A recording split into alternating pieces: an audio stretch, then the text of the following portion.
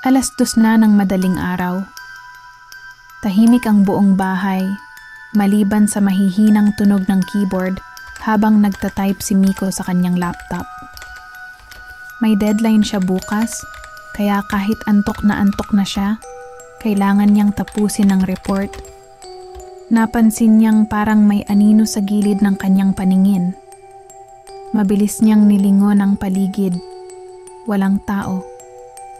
Tumayo siya sandali para mag-inat at uminom ng tubig. Habang naglalakad patungong kusina, pakiramdam niya ay may nakasunod sa kanya. Hindi niya maiwasang mapansin ang liwanag mula sa bintana. Sa refleksyon nito, may nakatayo sa likod niya.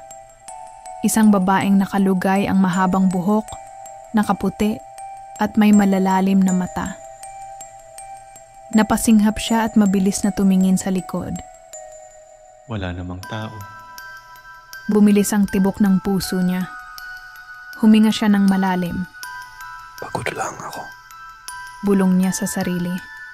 Bumalik siya sa kanyang upuan pero hindi niya maiwasang makaramdam ng kaba.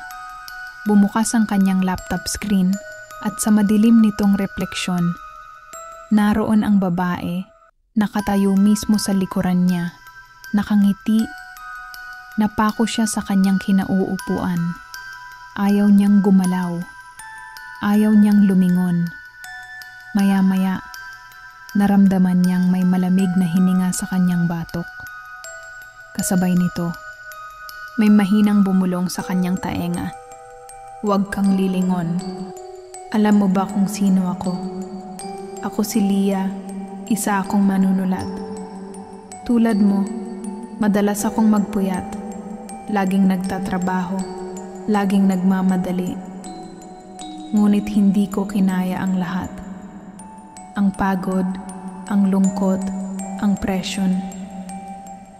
Naramdaman ni Miko ang malamig na simoy ng hangin sa kanyang batok.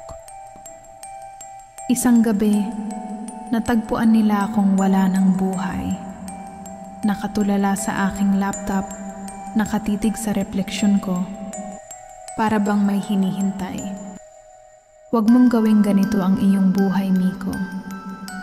Huwag mong gawing katulad ko. Napagtanto ni Miko na ang babaeng nagpapakita sa kanya ay si Leah. Hindi ito isang multong basta lang nananakot. May mensahe itong gustong iparating. Hindi siya dapat humantong sa parehong kapalaran. Si Leah ay nagbabala. Isang paalala na kung hindi siya titigil sa kanyang labis na pagpapagod, maaaring matulad siya rito. Sa gabing iyon, isinara ni Miko ang kanyang laptop, huminga ng malalim at natulog ng maayos. At sa kanyang panaginip, nakita niya si Leah. Nakangiti.